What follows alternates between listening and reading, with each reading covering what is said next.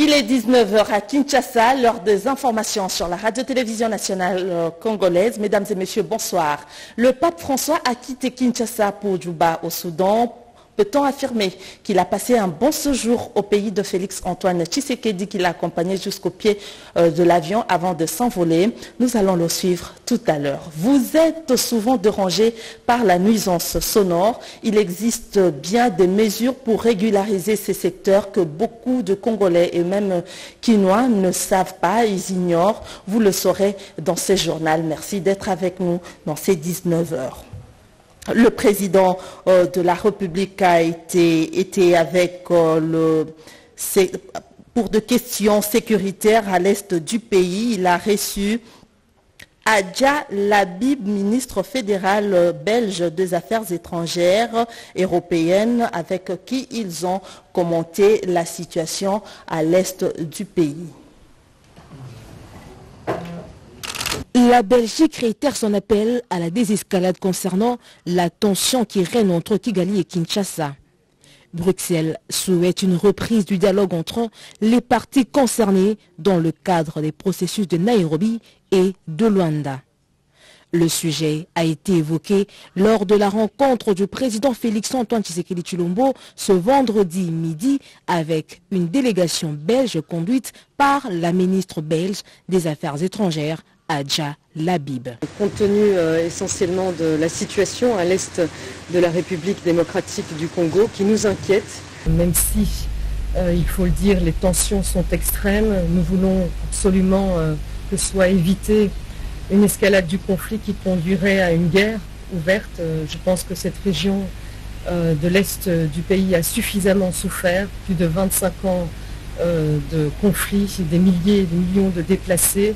Et donc nous pensons aussi qu'à l'approche des élections qui sont donc fixées au 20 décembre prochain, il convient plutôt d'appeler toutes les parties à se parler et à appliquer le processus de Nairobi et de Luanda. Selon la ministre belge Adja Labib, son pays appuie également le respect des résolutions du mini-sommet de Luanda du 23 novembre 2022 stipulant le cessez-le-feu, le retrait, le désarmement et le cantonnement des éléments du groupe terroriste M23. J'espère que le Rwanda et la RDC pourront s'asseoir à la même table, se parler et appliquer les accords qui ont été signés, donc cesser aussi toute stigmatisation de communautés, d'ethniques, et aussi aboutir enfin au désarmement, à la démobilisation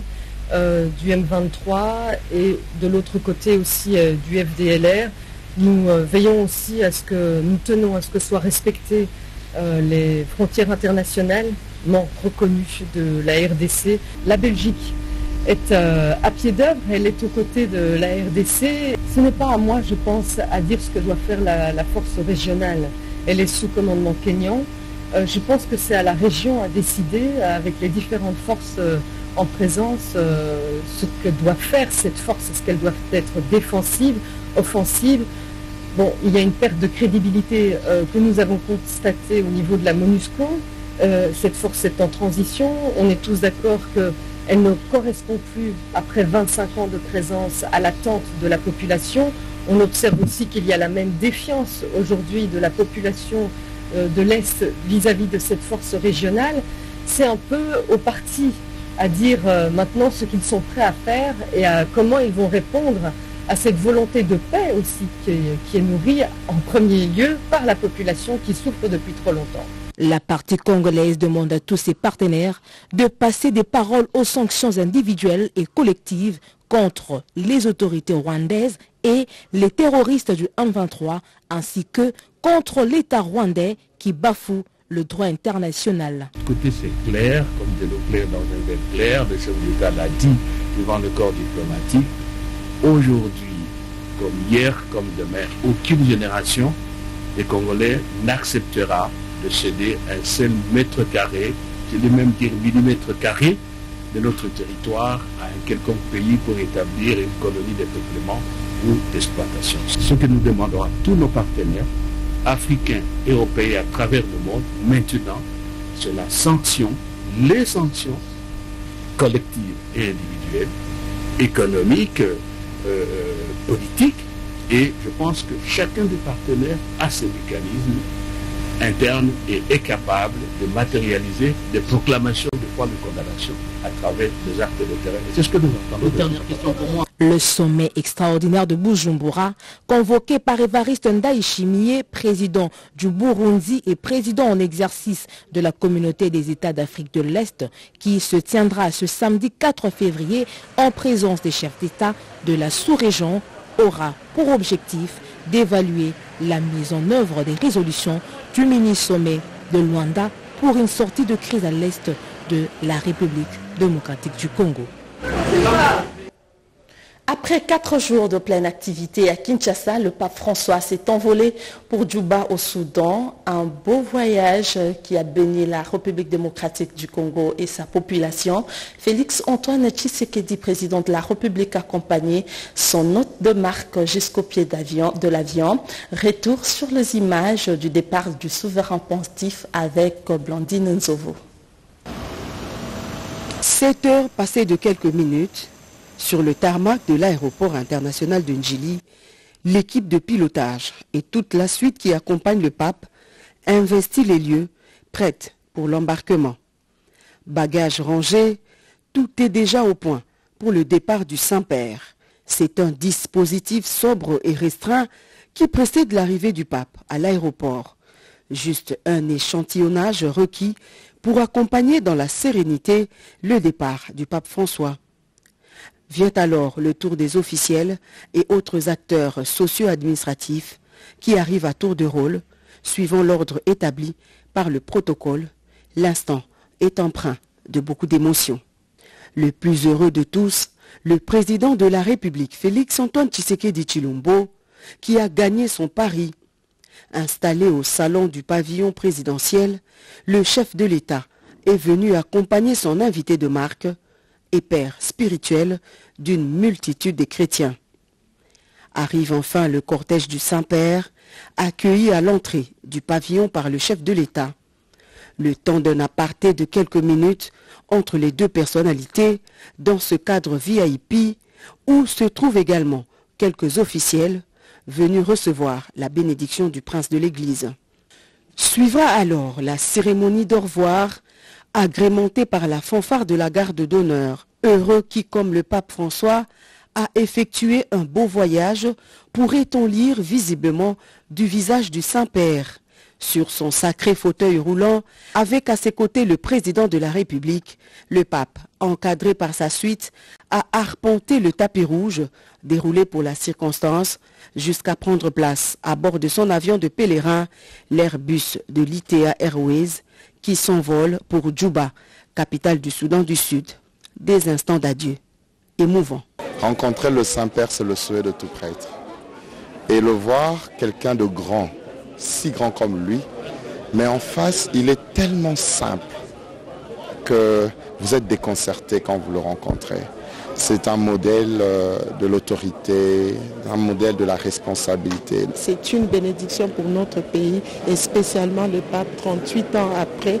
C'est une très grande bénédiction. Nous sommes sûrs qu'il a entendu les cris, il a entendu les discours du président, il a lui-même suivi les témoignages. Par ses prières, nous pensons que nous allons trouver gain de cause. Nous disons un grand merci au président de la République. Le Seigneur le protège, le donne beaucoup de bénédictions, de courage, de protection surtout et de paix. Ainsi s'achève la mission apostolique de 4 jours effectuée par le pape François en République démocratique du Congo. L'on retiendra pour l'essentiel le message interpellateur du pape François adressé à toutes les catégories sociales qu'il a rencontrées, lequel s'est cristallisé autour des valeurs de l'humanité, du pardon, de la justice et de la réconciliation, base d'un renouveau spirituel pour un Congo réunifié. Le pape est parti, mais si vous avez suivi avec le détail les activités du pape à Kinshasa, c'est grâce à un travail bien préparé et fait par la presse tant nationale qu'internationale. La radio-télévision nationale, la chaîne publique de la RDC et chaîne de grands événements a permis même au monde entier de suivre en temps réel grâce aux moyens techniques mis à sa disposition et à la compétence de son personnel d'ailleurs qualifié. Reportage. Depuis l'arrivée du prince de l'église catholique à Kinshasa, capitale de la République démocratique du Congo, le 31 janvier dernier, la presse tant nationale qu'internationale a été mobilisée. Ce vendredi encore, jour du départ du souverain pontife, les journalistes, déjà à l'œuvre, s'apprêtent à immortaliser l'événement. Chacun dans son secteur s'emploie à mettre le dernier réglage sur son matériel pendant que d'autres s'activent à envoyer le décor déjà planté devant l'aéronef qui dans quelques instants va transporter le Saint-Père à Djouba au Soudan du Sud. Mais au-delà du cérémonial, cette frange des professionnels des médias sélectionnés pour la circonstance parle d'un événement historique qui va sans nul doute immortaliser toute une carrière. C'est pour aussi écrire l'histoire, cette nouvelle histoire du Congo. Je crois que c'est une page importante de l'histoire de notre pays qui vient d'être écrite par la presse congolaise ainsi que ceux du Vatican. Ça ne vient pas tous les jours, la visite du pape François d'une si grande autorité en RDC. Mais seulement d'abord du côté presse, j'ai beaucoup apprécié parce que cette fois-ci on était tellement disciplinés. Il y a des activités qu'on couvre deux fois, je vois comment la presse se comporte. Mais pour l'arrivée du pape, tout le monde était en ordre, donc on suivait les ordres, on était en ligne. Et quelques instants plus tôt, l'homme du nouveau narratif, déjà sur le lieu, ne s'empêche pas d'entretenir ses dépendants pour une bonne synchronisation. Patrick Mouyaya Katembwe, ministre de la Communication et Médias, veut en avoir le cœur net sur l'attitude à adopter afin d'assurer une bonne couverture de la toute dernière étape du voyage apostolique du pape en RDC. Une journée longue et chargée pour la grande équipe de la radio-télévision nationale congolaise qui a récidivé en assurant la retransmission en direct avec un professionnalisme sans pareil de toutes les étapes de cet événement mémorable. Je dois dire que c'est un luxe et je suis très honoré d'en faire partie de cette équipe et ça me fait énormément de bien que ce soit pour mon CV ou pour autre chose, pour le Congo et la RDC. Mais pour moi, c'est vraiment un luxe d'en faire partie et je suis très fier de faire partie de cette équipe. Des moments inoubliables qui marqueront à jamais la carrière de ces professionnels de la plume et du micro accrédités pour la circonstance, même si la tâche n'a pas été facile à certaines étapes de l'événement. Le stade, on a l'habitude d'y aller pour des activités sportives, mais là c'était le pape qui arrivait et il y avait la pression de la jeunesse, mais aussi beaucoup d'intermittence, c'est-à-dire que beaucoup d'improvisation avec le jeune qui s'est jeté sur le stade parfois pour faire le pape ou pour faire le cardinal, mais aussi le bruit d'ambiance au niveau du pourtour. Il faudrait avoir une voix qui porte pour dominer exactement le bruit. C'est vrai, on fait le direct dans des milieux forains, mais celui-là c'était un peu difficile de pouvoir dominer le bruit. L'aérodrome de Ndolo, parce qu'il y avait la population, il y avait différentes couches politiques, il y avait différentes religions. S'il faut prendre un angle, il faut bien choisir pour qu'il y ait l'information, pour donner aussi du goût aux gens qui nous sont à la maison. Il ne fallait pas les traiter comme on le traite tous les jours. Il fallait au moins avoir un angle qui semble normal pour tout le monde. Un honneur, mais aussi un couronnement pour ces femmes et hommes des médias qui ont choisi de servir le pays à travers ce noble métier d'informer. Bravo à la RTNC pour la qualité du travail. Poursuivons avec l'instant papal. Le Congolais aspire à la paix et au développement de leur nation. C'est en tout cas le constat qui se dégage après le séjour du pape François en RDC, comme le fait dire Jean-Pierre Ndolo Demasso. Heureux qui, comme Pape François, a fait un bon voyage en République démocratique du Congo, le Saint-Père a bouclé son voyage de 3 jours en RDC, un voyage consacré à la paix, au pardon et à l'intérêt de la communauté. Jamais de mémoire des Congolais, ils étaient ainsi unis pour accueillir le successeur de Saint-Pierre. Les Congolais, toutes tendances confondues, ont su taire leurs divergences politiques et réserver un accueil délirant au Pape François. Cette conjugaison d'amour, cette union des cœurs devra à jamais caractériser les relations entre les Congolais dont le pays est confronté à ce jour à l'agression rwandaise. La présence du Saint-Père, le Pape François, ici en RDC, c'était pas pour la confession religieuse tout simplement. C'était pas pour les institutions religieuses, mais c'était pour la spiritualité en RDC. Son message était profond pour la paix, l'amour et la réconciliation. Nous pensons que cette présence, c'était nécessaire pour tous les chrétiens du monde entier qui puissent prendre en conscience ce qui se passe en RDC, qu'ils puissent regarder que nous sommes aussi un peuple où nous avons besoin de la réconciliation et de la paix et surtout de prospérer dans notre pays. J'invite toutes les confessions et les institutions religieuses à faire pareil afin que l'unité, la justice et la paix, l'amour règnent dans notre pays. Les Congolais aspirent à la paix et cette paix sera une réalité dans le pays. Le passage du Saint-Père va augurer une ère nouvelle pour l'avènement de la paix en République démocratique du Congo. Si vous ne le savez pas, la haute autorité de médias, plutôt de régulation de la sous-traitance, a pour mission de surveiller les secteurs et promouvoir l'entrepreneuriat. C'est dans ce sens que le directeur provincial de l'ARSP au Katanga a reçu les jeunes qui ont encadré la jeunesse de cette province. Émilie Kaindo. Promouvoir, favoriser la création de l'emploi et booster la jeunesse congolaise dans l'entrepreneuriat en vue de lutter contre la pauvreté, tels sont les objectifs assignés par le gouvernement de la République à travers l'autorité de régulation de la sous-traitance dans le secteur privé. La République démocratique du Congo connaît depuis une décennie la relance de son économie, principalement dans le secteur des mines.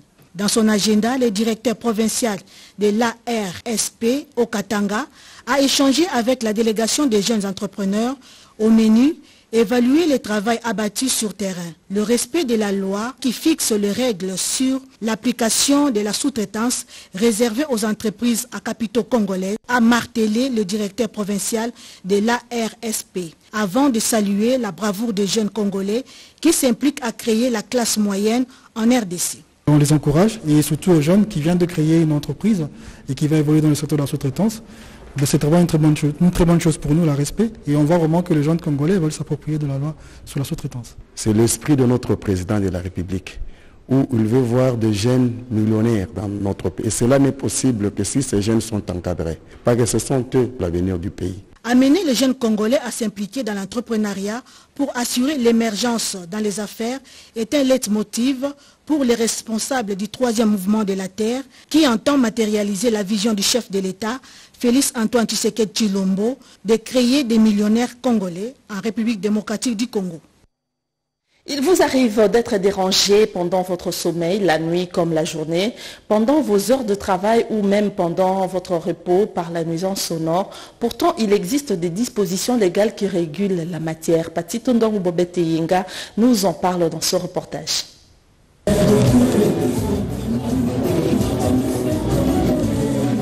Du boucan en pleine journée ou de la musique tonitruante en soirée et pendant la nuit, la nuisance sonore, vécu quotidien des Kinois, est un fléau à combattre. Les bars souvent à ciel ouvert ou certaines églises dites de réveil sont pointées du doigt.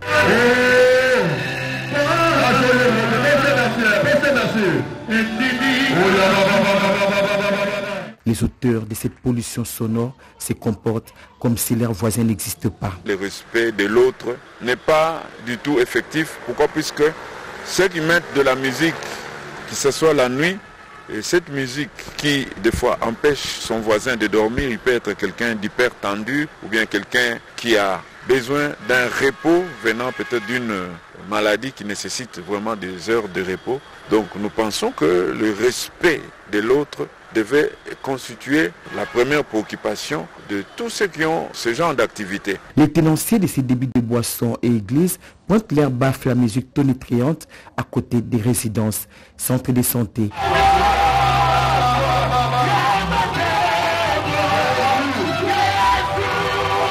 Existe-t-il des dispositions légales qui réglementent le fonctionnement des bars et églises à Kinshasa? Tengue Lito, ministre provincial de l'Intérieur, répond. Pour ce qui est des nuisances sonores, il y a plusieurs textes. Vous avez l'édit 005 du 9 octobre 2012 qui justement porte réglementation relative aux nuisances sonores dans la ville de Kinshasa. Vous avez aussi le décret du 8 mai 2014 qui donne en fait des directives par rapport à l'utilisation de la musique sur les lieux publics. Ils disent que cette musique, pendant les jours de la semaine, peut aller jusqu'au maximum minimum. Le week-end, pendant la semaine, c'est jusqu'à 21h. Il incombe à qui poser ces actes-là? Vous avez, c'est le bourgmestre. Vous avez, ça commence d'abord par le chef de quartier qui décèle l'endroit où ont été produits notamment ces nuisances. C'est le rôle du chef de quartier. Le chef de quartier, il est censé d'appliquer la politique environnementale et sanitaire du bourgmestre qu'il définit. C'est la même chose pour le bourgmestre qui applique la politique qui émane en fait du gouvernement provincial. Toutefois, il est prévu des sanctions en termes d'amende, voire des peines d'emprisonnement pour le non-respect des dispositions légales. Lorsque des personnes causent des nuisances, les amendes vont jusqu'à 200 000 francs congolais. À partir du moment où la personne est récidiviste, c'est-à-dire que c'est la deuxième fois qu'elle pose ce genre de problème, les amendes vont jusqu'à 1 million de francs congolais. Et les lieux qui ont causé les nuisances sont fermés, les biens qui ont causé justement ces nuisances sont saisis, et évidemment la personne qui a causé ces nuisances peut faire l'objet de 14 jours de servitude pénale, donc c'est-à-dire de détention préventive. Les dispositions existent certes, mais il est important pour la population victime de toutes ces nuisances sonores de prendre conscience qu'elle a le droit de porter plainte en bonne et due forme devant les autorités compétentes.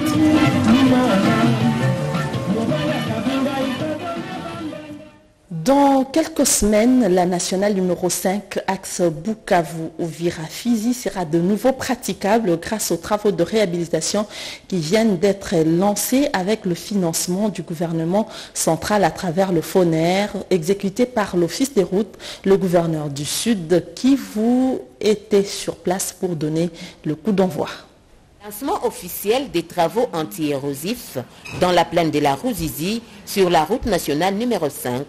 C'était le mercredi 1er février dans les territoires d'Uvira par le gouverneur de province Teongwa Bijekassi, des travaux anti-érosifs financés par le gouvernement central à travers le Fonds national d'entretien routier. Ces travaux rentrent dans le cadre du programme Entretien routier 2022 qui vise à rendre fluide la circulation là où il y a eu complications. Les gouverneurs de province, satisfaits de ces financements, a remercié le chef de l'État Félix-Antoine Tshisekedi Tshilombo et le gouvernement central à travers le FONER. Grâce à l'intervention du président de la République, Félix-Antoine Tshisekedi Tshilombo, aujourd'hui nous avons le moyen pour effectivement réparer ces différents endroits. 4 projets de lutte anti-érosive ont été lancés entre le PK 71 et le PK 86, notamment Luvungi Centre, à Lushila, à Kitebesho et à Luberizi, les endroits où les érosions menacent la route nationale numéro 5. Accompagné par les directeurs provinciaux de l'office de route, l'ingénieur Anissé Kakessa Tamukombo et Balole Boami Mouchekourou du FONER, le gouverneur Teongwa Bijekassi a amorcé les travaux de la route de déviation au pont Kavuguvugu pour permettre aux passagers et usagers de trafiquer avant que les financements n'arrivent. En attendant que le travaux du pont commence, je viens de lancer donc la déviation. On va créer un chemin pour permettre à la population, aux véhicules, de continuer à circuler sur la RN5. La route nationale numéro 5 mérite une attention particulière auprès du gouvernement central car cette route relie les villes de Bukavu, Uvira et Baraka. La ville de Bukavu et les 2 ports nationaux, notamment celui de Kalundu à Uvira et Mushimbake à Baraka, mais aussi les 2 frontières, la République démocratique du Congo et le Rwanda, et la RDC et le Burundi. Merci à Pascal Mwimi Massimango pour ce reportage. À Kolwezi, une évaluation approfondie de la sécurité alimentaire en situation d'urgence se tient. Un travail qui s'étend sur l'espace de provinces issues du Grand Katanga. Il est réalisé par l'Institut national de statistique avec l'appui du Programme alimentaire mondial. La sécurité alimentaire en situation d'urgence est le socle de cette enquête menée par l'Institut national des statistiques avec l'appui du Programme alimentaire mondial, pas mon sigle. Les résultats de cette enquête de juin à juillet 2022 a été ainsi présenté ce vendredi 3 février 2023 à Kolwezi et s'étend sur toute l'étendue des 4 provinces issues du Katanga. Tout d'abord, le mot de Moustapha Touré, chef de bureau PAM, Espace Katanga. Il a remercié les gouvernements provinciaux concernés pour leur implication afin d'arriver aux résultats présentés. Ensuite, Mme Nathalie Ngandou, ministre provinciale représentant la gouverneure Fifi Masuka Saini, a pris la parole. Elle a présenté la caractéristique de l'activité du jour. J'invite chacun et chacune de vous d'y participer de manière lucide et assidue, afin que les conclusions et les recommandations qui sortiront de cette rencontre nous permettent effectivement de l'emporter sur la sécurité alimentaire dans notre province de façon durable. Il s'en suivra la présentation de la réquisition de l'Institut national des statistiques à travers les indicateurs de l'insécurité alimentaire dans les territoires du Lalaba par les stratégies de survie des ménages. Il se dégage qu'ici, 6% des ménages sont en insécurité alimentaire sévère, 35% en insécurité alimentaire modérée et 45% en insécurité alimentaire. Au chef de bureau PAM de présenter quelques recommandations. Au niveau de Lualaba, les recommandations concernent surtout la mise en place d'opportunités économiques pour les ménages, la création d'entreprises, et aussi le renforcement des capacités agricoles. C'est Madame le ministre provincial Nathalie Ngandou qui a clôturé cet atelier. Le gouvernement provincial du Haut-Katanga a débuté la mise en vente de son stock stratégique de maïs par la commune de La Roachie pour casser la spéculation de prix sur le marché. La cause de cette spéculation est expliquée dans ce reportage de Didier Mumba, notre confrère de la RTNT au Katanga. On a déjà commencé dès ce lundi à mettre notre farine sur le marché local et le prix d'un sac de 25 kg va revenir à 20 000 francs. Chose promise, chose due, la farine de maïs made in Haut-Katanga est désormais sur le marché au prix de 20 000 francs congolais le sac. La vente a commencé par la commune de Roachie avec comme premier point de vente le bureau communal avant de s'étendre à toutes les 7 communes de la ville de Lubumbashi. La joie était à son comble dans les chefs des premiers acheteurs qui n'ont pas caché leur satisfaction. Nous avons acheté un sac de farine à 20 000 francs congolais. Venez acheter. Il y a beaucoup dans le stock. Aujourd'hui, c'était le lancement de la vente. Venez demain. Les commerçants vendeurs de farine auront honte. Ils nous ont fait souffrir. C'est la ministre provinciale de l'économie qui a lancé la vente de cette farine au nom du gouverneur Jacques Aboula Katoué. Cécile Kanyeba Munanga a tout d'abord circonscrit l'activité du jour avant de permettre à tout le monde de se procurer cet aliment de base des Haut-Katangais. Lorsque nous disons le peuple d'abord, il s'agit avant tout du ventre. Voilà pourquoi le premier né de Félix Tshisekedi, c'est Jacques Kaboula, qui milite pour éliminer la faim. Par cette action de haute portée sociale, le gouverneur Jacques Aboula Katoué vient de soulager la population qui a vu le prix de la farine de maïs prendre de l'ascenseur sur le marché. Un sac de farine s'est négocié en effet entre 35 et 40 000 francs congolais à la suite de la dévaluation du franc congolais face au dollar américain. Au pur, c'est le titre du nouveau single lancé par Koffi Olomide et Félix Ouazekwa dont le clip est sorti aujourd'hui. Une œuvre qui consacre la réconciliation entre les deux artistes longtemps en conflit. Et puis l'annonce a été faite par le patron de Cultura Pays Vie sur ce plateau. Il répondait aux questions de Françoise Bouila. Aujourd'hui, à 19h, donc c'est la sortie mondiale du single Au pur, en featuring avec Koffi Olomide.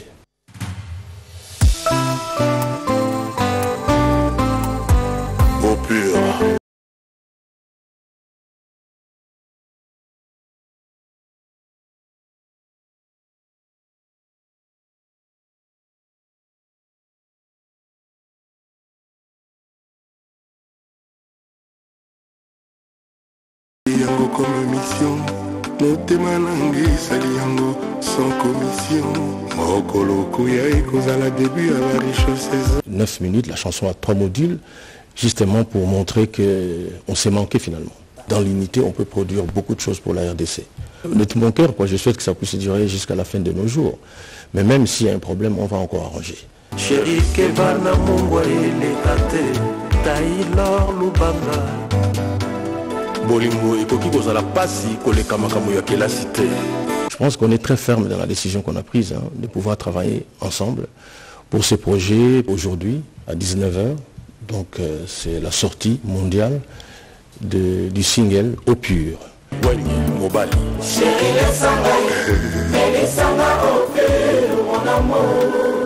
Obonisika toki na rendez-vous na bino. Tribolo Kinga na Félix Mokwa Bongo. Merci. Voilà, il n'y avait pas que le Wenge qu'on pouvait encore vivre sur le même podium. Et bien, après le Wenge, nous allons également vivre ou suivre Félix Wazekwa et Kofi Olomide qui ont produit ces singles qui est d'ailleurs sorti aujourd'hui, tout à l'heure même. La RTNC est le premier ou la première chaîne à les diffuser. Mesdames et messieurs, c'est la fin de ce journal. Merci de nous avoir suivis. Nous allons suivre la suite de l'actualité à 22h avec Serge Merlet-Mata. Bonsoir chez vous.